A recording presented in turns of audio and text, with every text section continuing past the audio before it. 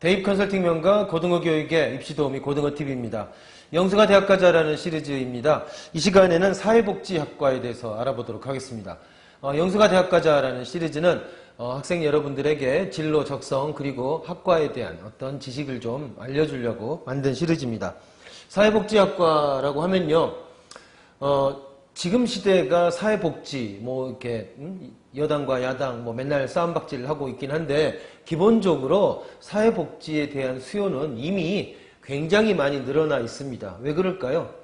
우리나라 경제가 어느 정도 발전했고, 그리고 그것뿐만 아니라 인류가 만들어 온 과학기술이라고 하는 것이 상당한 수준에 올라왔기 때문에 인간다운 삶에 대한 요구는 점점 늘어났을 뿐만 아니라 지금도 더 많은 요구들을 하게 될 수밖에 없는 것입니다. 그래서 사회복지에 대한 요구가 많기 때문에 사회복지에 관련된 이런 학과나 그 다음에 필요한 인원도 점점 많아지는 추세라고 할 수 있습니다.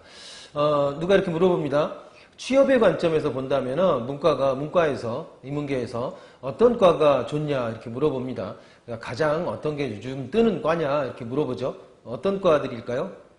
일단 심리학과 있습니다. 그 다음에 문헌정보학과 있고 그 다음에 사회복지학과가 있습니다. 물론 이제 사회복지 그러면 굉장히 예를 들어 봉사 이런 계열로 생각하는 분들도 있지만 사실은 말씀드린 것처럼 사회복지라고 하는 것이 사실 쉬운 문제가 아닙니다. 이게 그래서 이런 것들을 전공하는 사람들이 많아져야 하고 또 당연히 또 깊이가 더 있어져야 되는 그런 학문이라고 생각합니다. 사회복지학은 가족문제, 아동문제, 노인문제, 청소년 비행문제, 산업복지문제 등 다양한 사회문제에 대한 해결 방안을 연구하고 이를 실천하는 학문이다.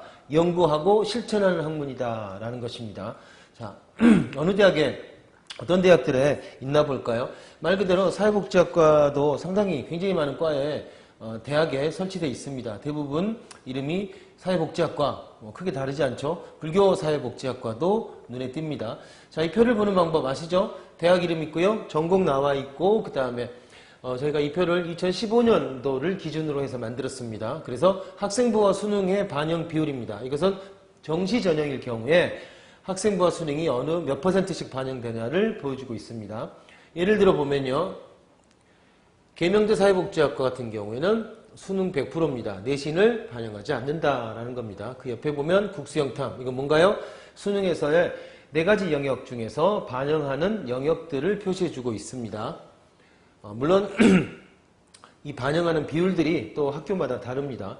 비율은 너무 많아서 지금 빼놨는데 그 비율을 반영하는 비율에 맞춰가지고 100분위를 계산해 놨습니다. 이거는 정시에서 고등학교 1, 2학년 학생이라면 내가 본 모의고사 성적을 기준으로 해서 보면 됩니다.